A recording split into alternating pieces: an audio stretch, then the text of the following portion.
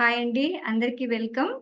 Okay, శిక్షణలో ఈ speech Ganesh కాంటెస్ట్లో స్పీచ్లో participate చేసిన అందరికీ all the best and hearty welcome.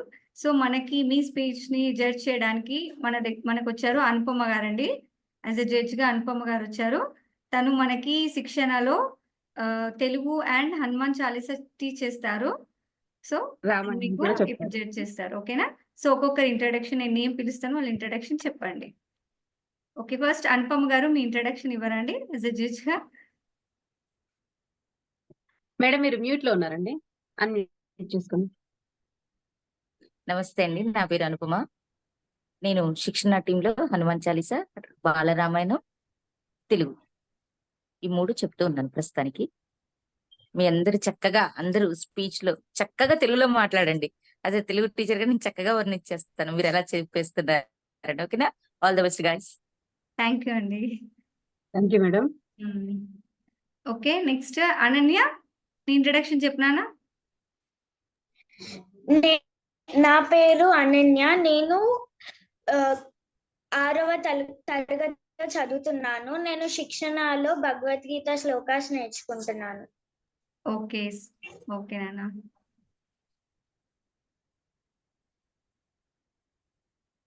Next Aaradhya.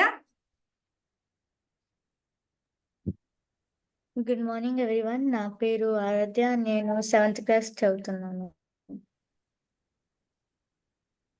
Okay, next వినూతన. Hello, నా పేరు వినూత్న అని. నేను స్టడీస్ చేస్తున్నాను. దీంతో కనిపిస్తే వచ్చాను. ఓకే అండి, thank you.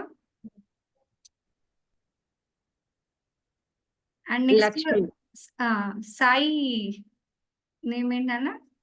Lakshmi. Okay, Lakshmi. Okay, మాట్లాడినా నేను చెప్తున్నాను.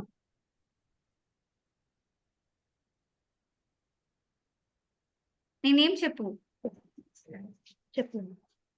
అన్మ్యూట్ చేసుకుని నమస్కారం, నా పేరు సాయి రష్మిక. అందరికి నమస్కారం, నా పేరు సాయి రష్మిక. ఓకే, ఏ క్లాస్ చదువుతున్నావు? First class. Okay, very good. నేను ఒకటి తర్వాత చెప్తున్నాను, చదువుతున్నాను. Okay, very good. Very good నాన్న. ఓకే నాన్న, స్టార్ట్ చేద్దాం ఇంకా. ఓకే, అందరు వీడియోస్ ఆన్ చేసుకొని పెట్టుకోండి. ఫస్ట్ అనన్య స్టార్ట్ చేయండి. ముందుగా అందరికి వినాయక చవితి శుభాకాంక్షలు. నా పేరు కే అనన్య. మన భారతీయులు జరుపుకునే అతి ముఖ్యమైన పండుగలలో వినాయక చవితి కూడా ఒకటి. శివపార్వతుల పుత్రుడైన గణేశుడి పుట్టినరోజుని గణేష్ చతుర్థిగా జరుపుకుంటాము. ఈ వినాయక చవితిని మన హిందువులు ఎంతో భక్తి శ్రద్ధలతో ఉత్సాహంగా జరుపుకుంటారు. మరియు సంపద యొక్క దేవుడు మరియు పిల్లల వినాయకుడుగా కూడా పిలుస్తారు. వినాయకుడు అనే పదానికి ఒక అర్థం ఉంది. నాయకుడు లేనివాడు అని అర్థం. అంటే తనే నాయకుడు అని. మనకి 16 రూపాల గణపతిలు ఉన్నారు. శుక్లాంబరధరం విష్ణుం శశివర్ణం చతుర్భుజం ప్రసన్న వదనం ధ్యాయే సర్వ విఘ్నోపశాంతయే. పనులు ప్రారంభించకన్నా ముందు పూజలలో ప్రథమ పూజ గణపతికి చేస్తారు. వినాయకుడిలో ఎక్కువగా మనకి కనపడే లక్షణాలు ఏనుగు ముఖం, ఎలుక వాహనం. విఘ్నేశ్వరుడు అనగా అన్ని విఘ్నాలను తొలగించేవాడు. మనము వినాయకుడిని 108 నామాలతో పిలుస్తాము. అందులో ఒకటి ఏకదంత అని అంటాము, అంటే ఒక్క దంతం గలవాడు. పండుగ రోజున చంద్రుడిని చూస్తే అప్పుడు ఆపదలు అని నమ్ముతాము. వినాయకుడికి ఉండ్రాలు, పాల తాలకలు, మోదకులు, దద్దోజనం నైవేద్యంగా పెడతాము. వినాయకుడి వాహనం మూషికుడు. మనకి మహాభారతాన్ని రాసింది గణేశుడే. ధన్యవాదాలు. చక్కగా చెప్పాను నాన్న. ఓకే అదేవిధంగా నెక్స్ట్ ఓకే నెక్స్ట్ కాంటెస్ట్ పిలవాలండి. సాయి రష్మిక, నువ్వు మాట్లాడినాను. చెప్పండి అందరికీ నమస్కారం. అందరికీ నమస్కారం. నా పేరు సాయి రష్మిక. స్పీచ్ ఈ పండుగను కానించి ఈ పండుగను హిందువులు జరుపుకుంటారు. వినాయక చవితిని గణేష్ చతుర్థి అని కూడా అంటారు. ఈ పండుగను భాద్రపద శుక్ల చతుర్థి రోజున వస్తుంది. మండపాలు కట్టి వినాయకుడిని తెచ్చి నిలబెడతారు. 9 రోజులు పూజలు చేసి ఉండ్రాల పాయసం నైవేద్యంగా పెడతారు. చిన్నపిల్లలు పెద్దవాళ్ళు చాలా ఉత్సాహంగా ఈ పండుగను జరుపుకుంటారు.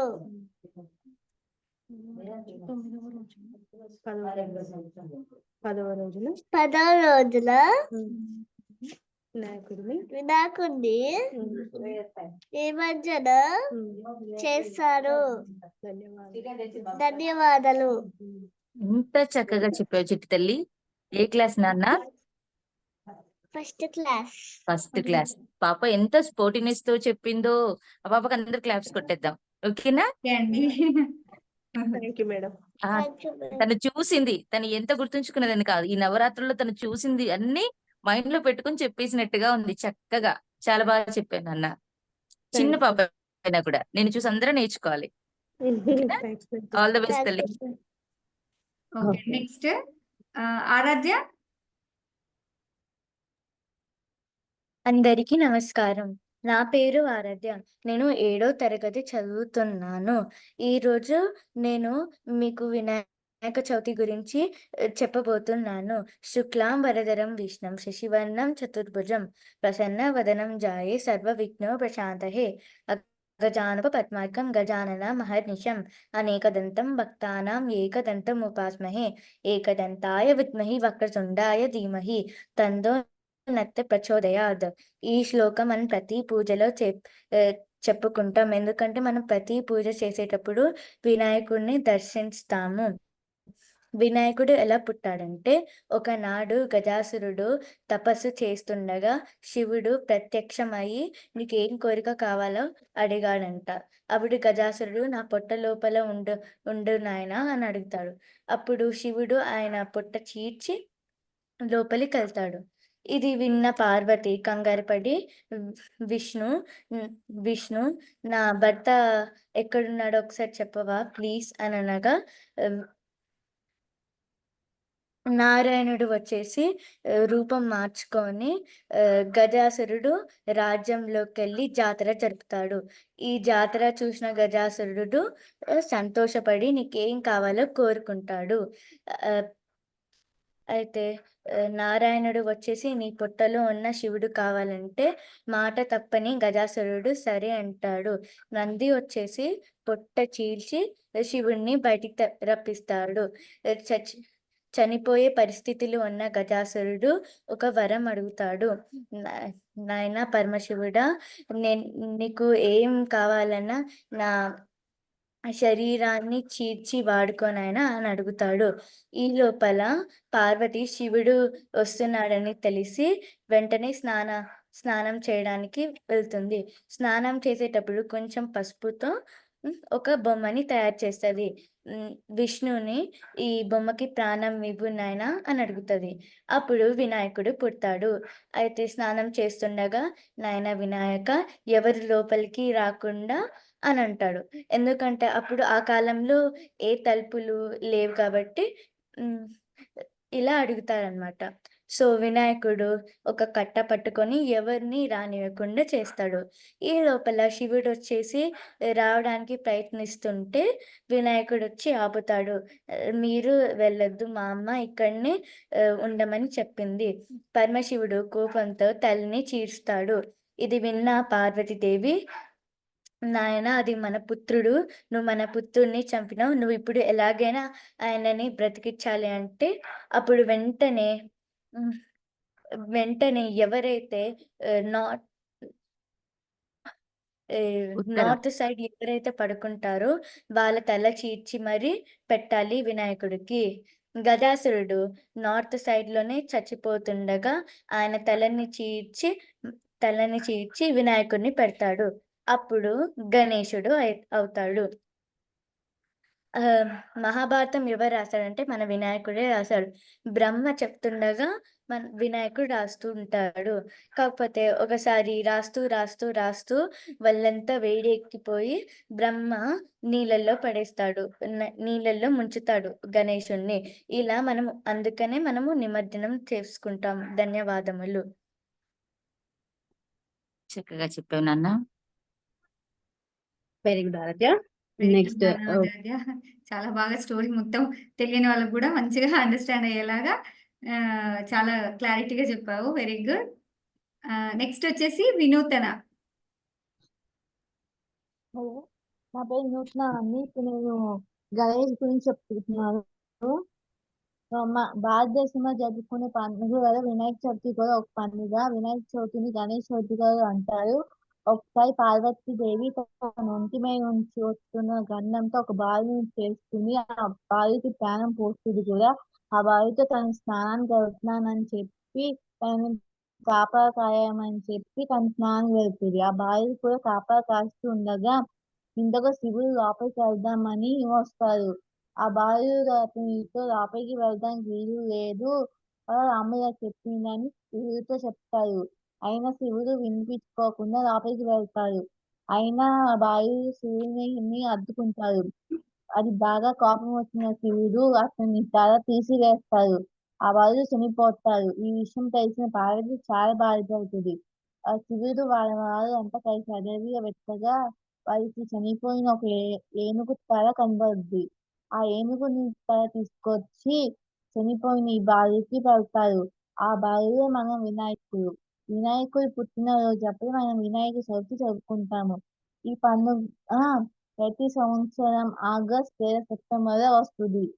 హిందువులు జరుపుకునే ఈ పండుగ అయితే మహారాష్ట్ర వారు ఎక్కువగా ఈ పండుగను చేసుకుంటారు. వినాయకుడి పరమ పుత్రుడు అయితే కుమారస్వామి రెండవ పుత్రుడు. ఇద్దరిని కుమారుడికి ఎవరైతే ముందుగా స్నానం ఆచరిస్తారో వారే ఆధిపతి అని చెప్తారు శివుడు. అయితే పెద్దలు గణేశుడు వెళ్ళలేకపోతారు. కానీ రెండో వారైన కుమారస్వామి ముందుగానే వెళ్ళిపోతారు. కానీ ఎక్కడికైనా గణేశుడే ముందు కనబడతారు. ఇదేంటని చూస్తే గణేశుడు తన తల్లిదండ్రుల చుట్టూ తిరుగుతూ ఉంటాడు. కాబట్టి ఆయనే అన్ని విఘ్నాలు తొలగిస్తారని, ఏ పండుగ వచ్చినా ఆయనకే ముందు పెడతారని చెప్పి పరమ దేవుడు ఆయనే అని చెప్పి పూజిస్తారు మన ప్రజలు. ఒకసారి చంద్రుడు వినాయకుడిని చూసి నవ్వుతాడు.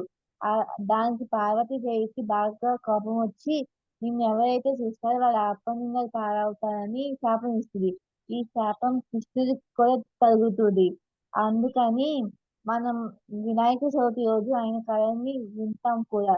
ఆ రోజున పొద్దునే లేచి స్నానం చేసి ఆయనకి ఇష్టమైనవన్నీ చేసి పెట్టి పిల్లల పుస్తకాన్ని ఓం అని రాసి మాకు ఎన్ని వచ్చినా అన్ని విఘ్నాలు తీర్చే స్వామి అని ఆయనకి మొక్కుకుని ఆయన ఇష్టమైన అన్ని పెట్టుకుంటాము. ఆయన వాహనం ఎలుక.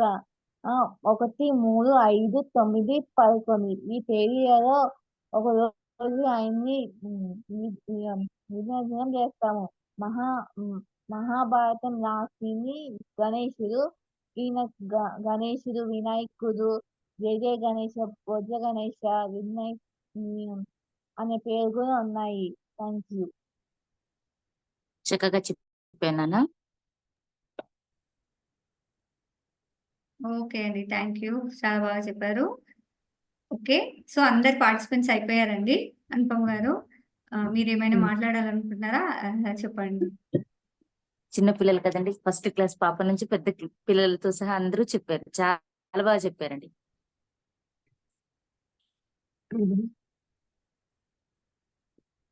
ఓకే అండి, thank you so much Anupama గారు. అందరు పార్టిసిపెంట్ చాలా Thank you so చక్కగా చెప్పారు. అందరికి ఆల్ ది బెస్ట్. విన్నర్స్ అనేది అనౌన్స్ చేస్తాము త్వరలో. మేడం పాయింట్స్ అన్ని రాసుకున్నారు, అనౌన్స్ చేస్తాము. ఓకేనా? సో ఎవరు విన్ అయినా ఎవరు ఇదని అనుకోదు, అందరు విన్నర్సే. మళ్ళీ చెప్తున్నాము, అందరు విన్నర్సే అండి. అందరు చాలా చక్కగా చెప్పారు. మా ఉద్దేశంలో అయితే అందరు విన్నర్సే, బట్ కొన్ని పాయింట్స్ తీసుకొని ఒక విన్నర్స్ అనౌన్స్ చేయాలి కాబట్టి అనౌన్స్ చేస్తారు. ఓకేనా? ఓకే అండి, ఆల్ ద బెస్ట్. అందరికి Okay. ఆల్ ది బెస్ట్ అండి. Yes, everyone. Bye. ఓకే అండి, Bye. అందరికి bye. Thank and you, once ma'am. Again thank you అండి అనుపమ గారు. ఓకేనా? Thank you okay so much okay ma'am. అండి, thanks for inviting. Okay, all the best for you. Okay అండి, bye. Thank you. Thank you, ma'am. Okay అండి.